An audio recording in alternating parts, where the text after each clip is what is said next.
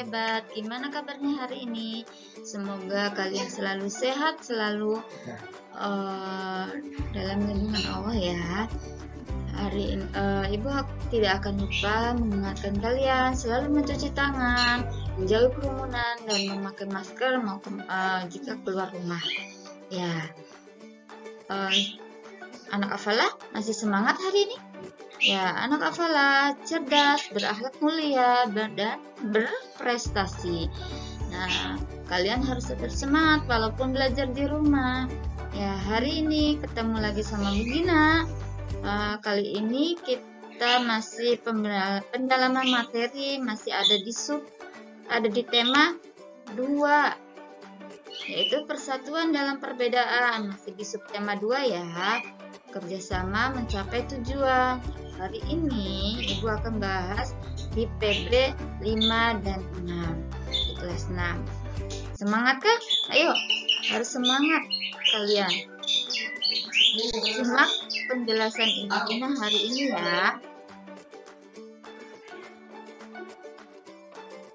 Ya, kita mulai dengan pembelajaran 5 dulu ya, muatan IPS KD 3.4 dan 4.4. Kita bahas tentang kerjasama dalam upaya mempertahankan kemerdekaan Indonesia. Apa saja? Pada awalnya, perjuangan bangsa Indonesia mengalami kegagalan karena perjuangannya bersifat kedaerahan. Ya, jadi bersifat daerah, jadi belum kokoh seperti sekarang. Ya, kita lanjutkan ya. Bangsa Indonesia kembali bersatu untuk mempertahankan kemerdekaan dari ancaman bangsa asing. Mereka bekerja sama mengusir bangsa asing yang kembali ingin menguasai Indonesia.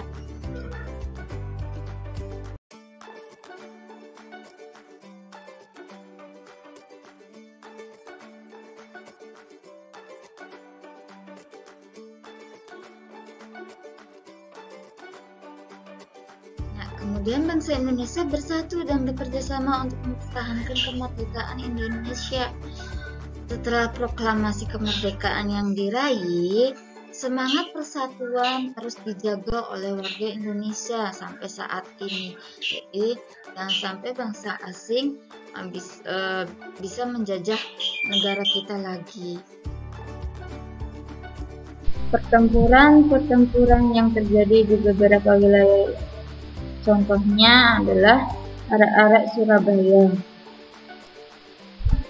Peristiwa ini terjadi pada tanggal 10 November 1945, menjadi momen warga Surabaya untuk bersama-sama berjuang mempertahankan kemerdekaan.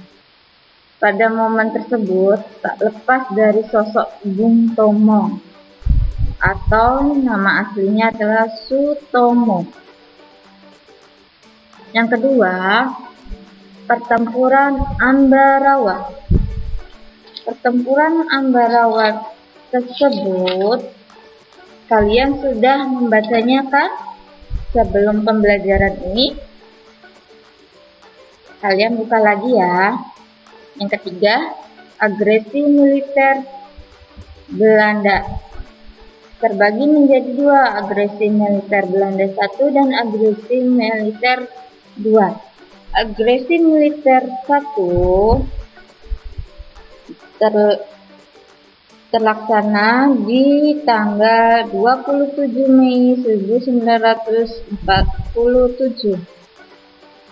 Kalau agresi militer kedua, pelaksanaannya yaitu di tanggal 19 Desember 1947.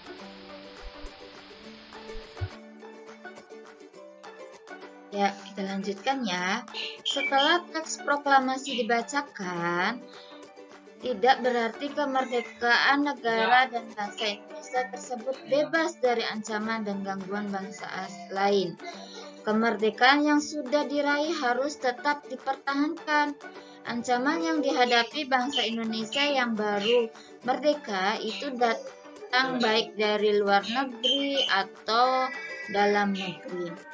Upaya untuk mengatasi ancaman tersebut bukan hanya tanggung jawab pemerintah atau TNI atau Polri saja, tetapi seluruh bangsa Indonesia juga bertanggung jawab untuk berpartisipasi dalam mengatasi berbagai macam ancaman tersebut.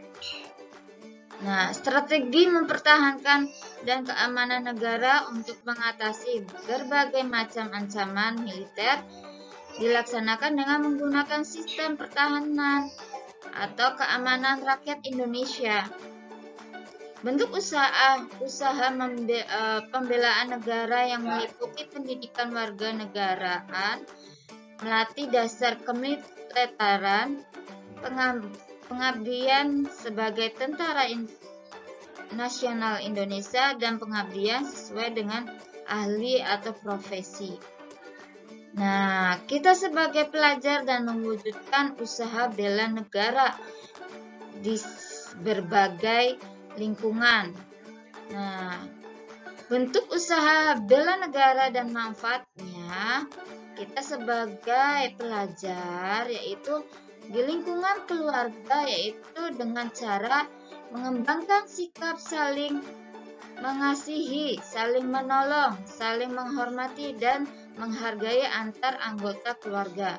Kedua, menciptakan suasana rukun, damai dan harmonis dalam keluarga. Yang ketiga, saling mengingatkan sama lain. Yang keempat, menciptakan keluarga yang sadar dan patuh terhadap peraturan hukum maupun peraturan yang berlaku. Manfaatnya dalam lingkungan keluarga itu menciptakan suasana kekeluargaan sehingga memperkuat persatuan dalam kekeluargaan. Dalam lingkungan sekolah, kita sebagai pelajar kita harus membudidayakan GDN, yaitu Gerakan Disiplin Nasional. Yang kedua, mengembangkan kepedulian sosial di sekolah, menjaga nama baik sekolah, menjadi siswa yang berprestasi, yang mengharumkan nama baik sekolah. Manfaatnya kita sebagai pelajar di sekolah, manfaatnya menciptakan kepedulian, budaya tertib dan bersih di sekolah. Dalam lingkungan masyarakat sebagai pelajar, kita harus mengembangkan sikap tenggang rasa dan tolong-menolong antar warga negara masyarakat, meningkatkan kegiatan gotong royong dan semangat persatuan dan kesatuan, menjaga keamanan lingkungan, dan menciptakan suasana rukun, damai, dan tentram dalam masyarakat. Manfaatnya dalam lingkungan masyarakat ini, kita sebagai pelajar mengembangkan sikap saling menghargai antar sesama anggota masyarakat, sehingga persatuan dan kesatuan selalu terjaga. Ya, kita lanjutkan ya. Pembelajaran kelima, muatan SBDP, mempraktekkan pola lantai tari daerah. Pola lantai berfungsi untuk mengatur posisi penari dalam ruang gerak ketika menari. Gerakan dalam tari dapat memiliki pola lantai yang berbeda. Setiap pola lantai juga dapat dikembangkan menjadi beberapa pola lantai lainnya.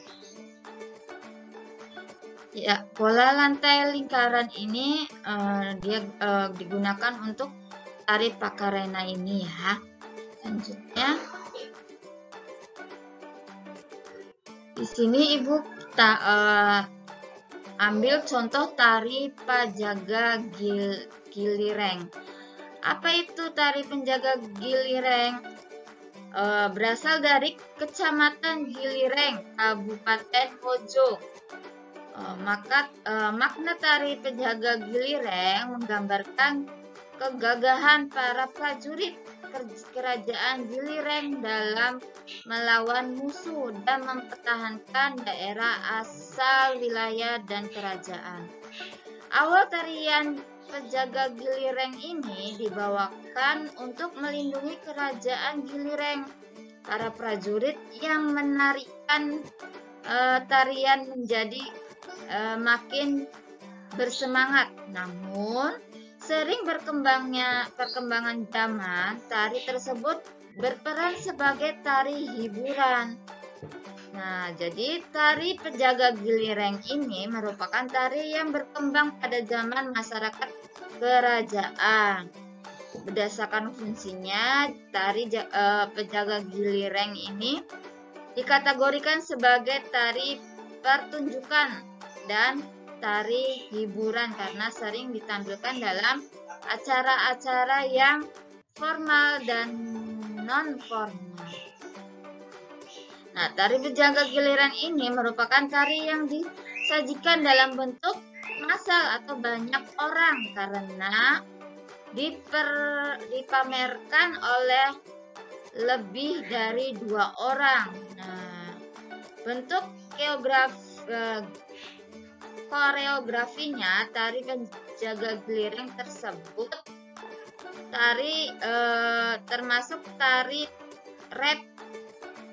representasional karena tari perang yang mencerminkan kegagahan para prajurit Giliran. Nah, tari ini menggunakan pola lantai horizontal, vertikal, diagonal, bentuk V, bentuk U, bentuk lingkaran. Jadi menggunakan semua pola lantai. Dia menggunakan semua pola lantai yang digunakan untuk nari Penjaga Gilireng ini.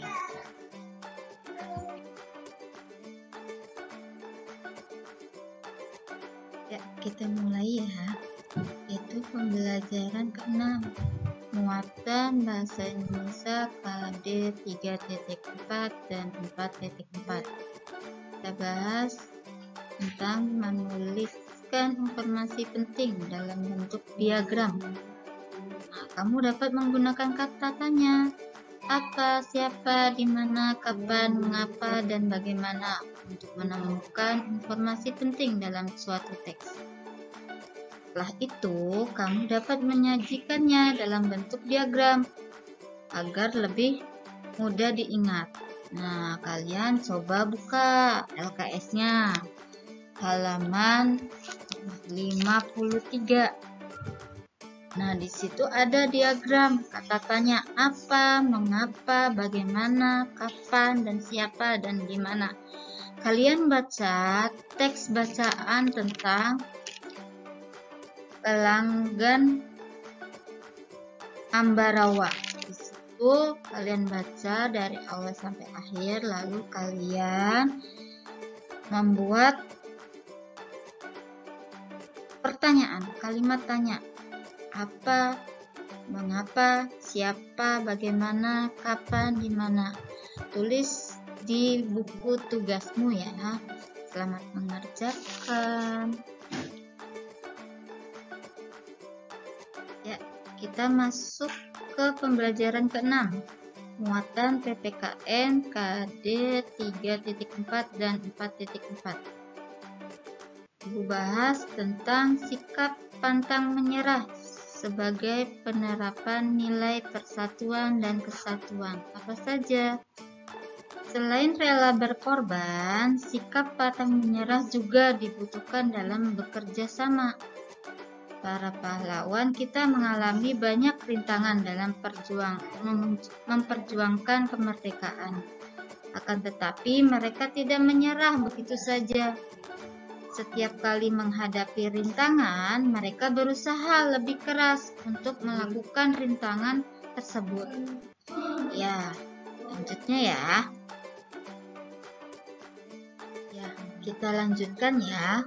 Persatuan dan Kesatuan Bangsa Indonesia. Satuan dan kesatuan berasal dari kata satu yang artinya utuh atau tidak terpecah belah. Indonesia sebagai wilayah dan bangsa merupakan satu kesatuan yang bulat dalam segala bidang dan tidak dapat dipecah belahkan.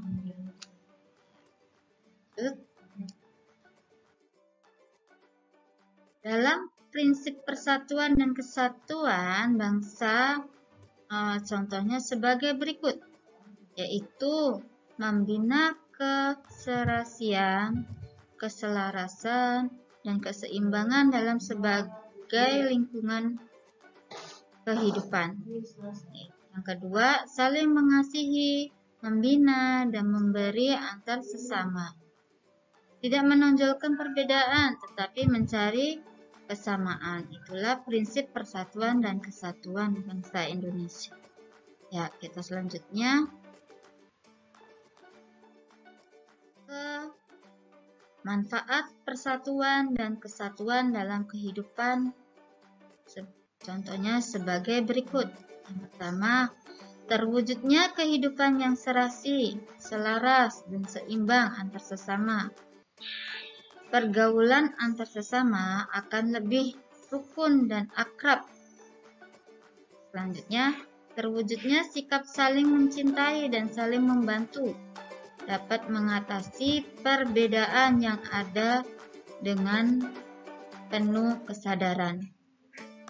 Pembangunan nasional akan berjalan lebih baik dan lancar. Ya, pelaksanaan gotong royong akan dapat berjalan lancar dan baik. Ya, royong. Ya, kita lanjutkan ya, yaitu menerapkan nilai persatuan dalam kehidupan sehari-hari. Ya, yang pertama, tidak boleh meremehkan budaya lain. Negara Indonesia mempunyai corak budaya yang sangat kaya. Terdapat berbagai macam agama, suku, dan kebiasaan yang ada di negara ini.